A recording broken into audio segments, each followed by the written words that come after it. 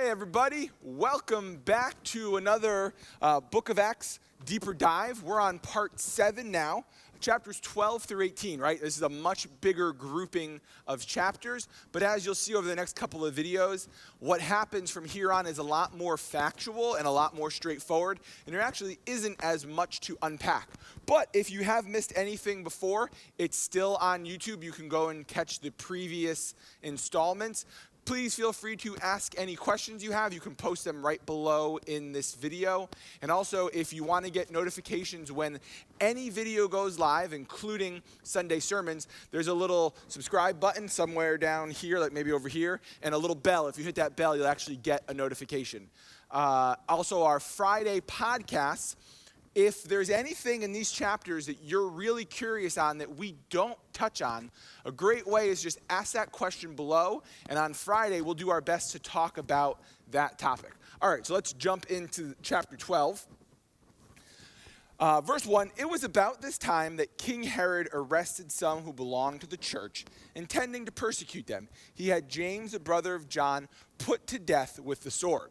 Okay, so on the one hand, the King Herod, who is really just kind of bowing to the whims of the people, has one Christian arrested, and that Christian is killed. So, continuing on, when he saw that this was met with approval from amongst the Jews, he proceeded to seize Peter also. Herod intended to bring him out for public trial after the Passover.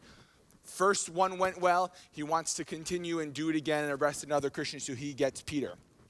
Verse 6, the night before Herod was to bring him to trial, Peter was sleeping between two soldiers. Suddenly, an angel of the Lord appeared and a light shone in the cell.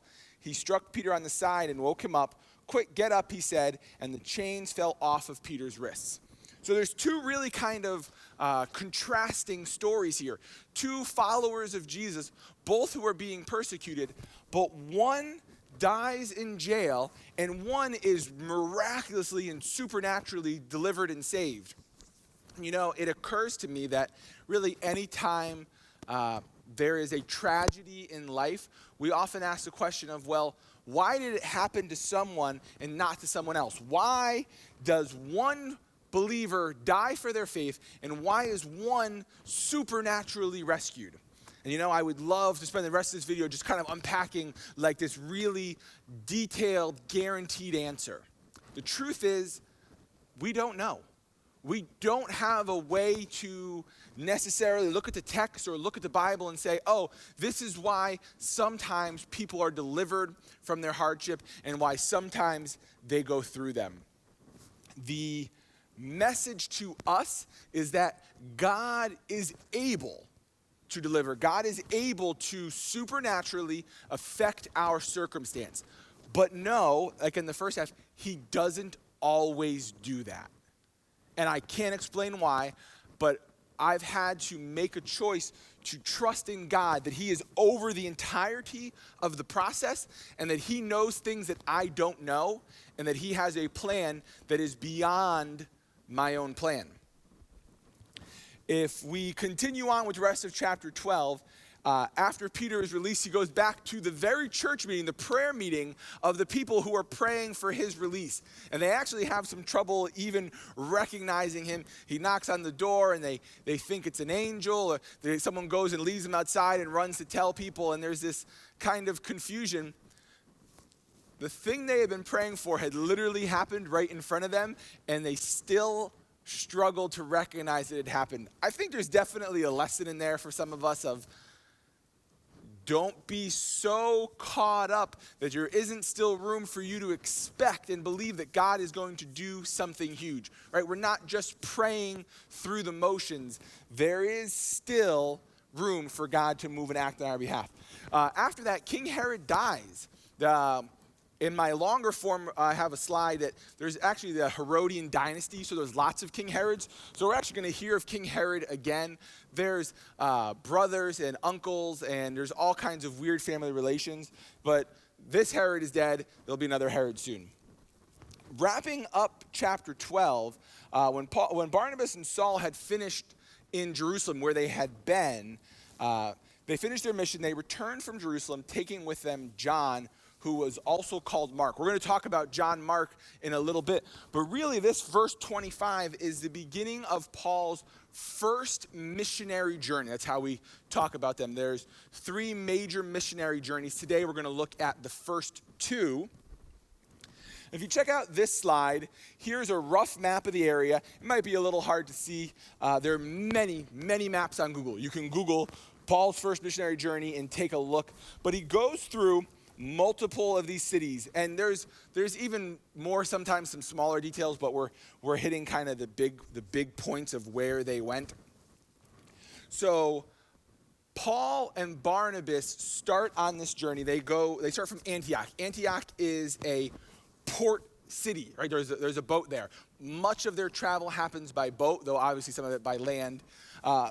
They start here and they return back here. So they call it a missionary journey because it's a full circle, even though they actually just go back the same way they came. The first place they stop is Cyprus. It's an island. It's notable in Acts chapter 11 when we talk about how people were fleeing during persecution. Some of the Christians went to Cyprus. And so when this missionary trip gets there, there's actually already some established Christian witness in the area. Cyprus is where we see John Mark. Now, John Mark jumps in here, but in Perga, he leaves them. And later on, a couple slides, they're going to fight over this. So to kind of give you a quick recap, make sure there's a missionary journey. Paul takes Barnabas with him, who's been with him since chapter 9, when Saul first gets his sight and changes his name to Paul. And they have another person join with him who's traveling with them. But after just one stop, now it's hard to know exactly how far, maybe a couple hundred miles, maybe a few weeks, but he bails out on the journey pretty quickly. He doesn't really last and stay the course. And Paul's going to take that pretty serious. We'll talk about that more in a moment. One notable place that they go is Lystra, and when they start to preach the gospel, the people there are so convinced that their words are true and the signs and wonders that they believe that they are seeing the Greek gods that they are used to. They actually call them out after some of the gods, and they are all kinds of caught up, and they actually have to push hard to say, no, you've misunderstood who we are. This is not who we are. In Acts 15, right after some time, Paul said to Barnabas, let's go back and visit each city. Barnabas agrees and wants to take Mark. This is now, chapter 15, the beginning of the second journey. So we're going to hit the conflict. So after some time, after they had gone and done all these cities, Paul wants to do a second trip. He wants to go again. So Barnabas agrees, and he wants to take John Mark, that guy who was with him for just one stop of the journey. He says, come on, let's take John Mark. But Paul disagreed strongly since John Mark had deserted them in Pamphylia and had not continued with them in their work. Their disagreement was so sharp that they separated. There is a lot going on here, and I think there are a lot of strong lessons for us.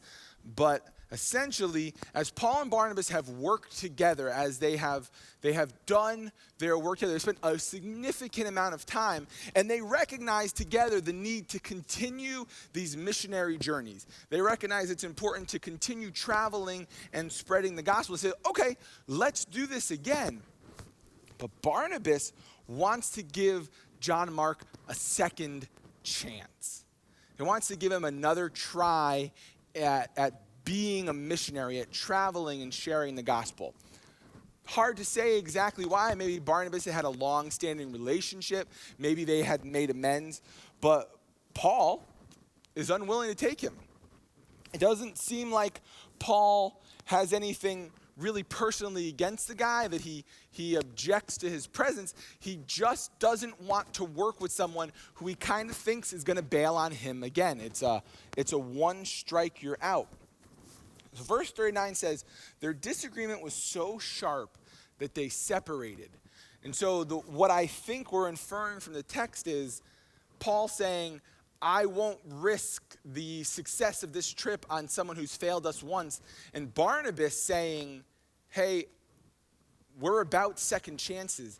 This is what we do. I do find it really interesting that we know Barnabas is like the first person to give Saul turned Paul a chance. He's literally the first person. You'll see it way back right after the scales fall off of Saul's eyes.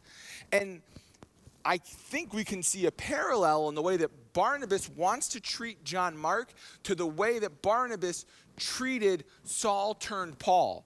But Paul is just unwilling to do that. And so because they separate, I think we can infer that they separate amicably, like there's not this big giant blowout, there's not a fist fight and they go their separate ways, but there's I have a vision of doing it this way, well, I have a vision of doing it this way. Well, you go your way and I'll go my way. There does sometimes have to be a place for that. There wasn't any other option. And so I think they took a good option. Now, Paul chooses Silas, and so they do turn from one team of two into two teams of two, which we can infer that they would be twice as effective.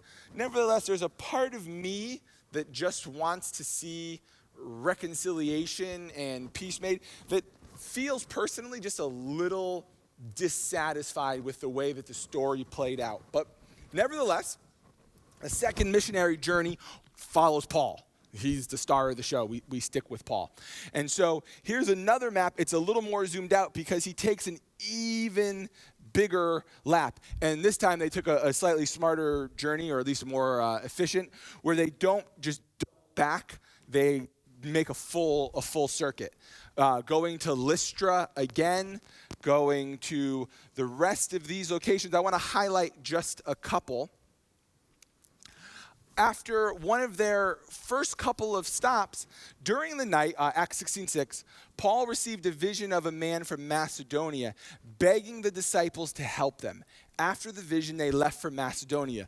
The thing is, they weren't planning to go there. In fact, they were kind of playing the trip by ear, praying about it and where to go. And originally, Paul wanted to go this way, and he really felt like God was saying, no, don't go that way. And then Paul said, oh, okay, I'll go this way. And he felt, no, God's saying, don't go that way. So it appears that he decides to take a night to pray on it. He knows in himself that, yeah, I'd like to go do this. But feels God saying, no, that's not the right way to go. Okay, well, I know that I want to go this way.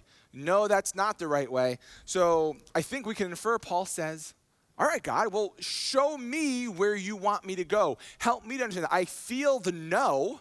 I'm praying and sensing that you're telling me not to do this. Well, then what is it that you are telling me to do? And Paul has to recognize that, you know what, I'm going to take a night. Maybe it was more than one night, but we know that it was at least a night until the point where God makes it clear enough for him in a vision that he knows that it is to go to Macedonia. And we sometimes refer to this as the Macedonian call. Probably the most significant thing involved in this is that we see God directly bringing Paul where he wanted Paul to go, not necessarily to the place where Paul's first inclination was to go. We don't really know that he wanted to or didn't want to go there, but we can tell for sure that that wasn't where he thought his journey was going. But God's plans were bigger than Paul's plans. God had some kind of larger concept in mind. Going all the way back to our first slide, God knew what he was trying to accomplish, and he didn't choose to explain it all to Paul. Paul's like, hey, I'm out here on this missionary journey. I've done this before. I kind of know the ropes. I'm going to all these places. I'm preaching the gospel. And you just keep telling me no? Like, I know what I mean. You just keep telling me no? I've got a great plan. I'm a professional. I know what I'm doing. I could see where he might get a little frustrated, might be a little exasperated. It's not about Paul's plans for spreading the gospel. It's about how God is using him to do the work. And really, it's no different for us right now. We might think, I know what I'm doing. I know what I want. I've got a plan. I know the direction. That doesn't necessarily mean that it's God's direction. And so if we find ourselves a little shut down, thinking, I'm going to go this way or that way or the other way, and it's not coming to be, it might just be that we have to take a night or more than one, and say, all right, God, I'm trying to discern your will. Could you help me understand where to go next? After this, Paul ends up in Athens. The Athens, the one that always shows up in like Greek movies. There is this place called the Areopagus, or called Mars Hill. And here's a picture of it. It's a pretty modern picture. Mars is one of the gods, and it's just this big hill. And basically what they do when they're here is they have like a TED Talk, if you know what a TED Talk is. It's like smart people talking about stuff, or sometimes they just talk about talking. And so when Paul gets a chance to talk, he said, I was walking through your city, and I saw all of the gods. There's famous temples here, and I saw all these things, and I saw a thing that said, an altar to the unknown God. And I've been told by one of my students in the past that there's actually still, if you go there today, you can find a placard that says, to the unknown God. But what Paul does with that is he begins to say to them, hey, you have a sign here for an unknown God. Let me tell you about a God who you don't know about. His name is Jesus. And what I find really interesting here is first, Paul's approach to evangelism is to recognize where the people are and to meet them where they're at. Oh, your common ground, you've recognized that there are gods who you don't know about? Let me talk about this. He doesn't come out and say, none of these gods are real. None of these altars are real. Let me explain. Even though he would have thought those things were true, his first impulse is not to be confrontational. It's to arrive at some kind of common understanding and then to begin to lead people towards Jesus. And I think there's a very strong lesson that we can take from evangelism to the way where Paul literally was hanging out at this place, telling people about God who they had no concept of him, and he is trying to lead them into an understanding of Jesus, of the Messiah, of all of the things that went along with that. We continue on. The last place we're going to take a look at is Corinth. Corinth, where Corinthians is written to the church there. And one of the notable things there is that Paul does some tent making, and he meets tent makers named Aquila and Priscilla.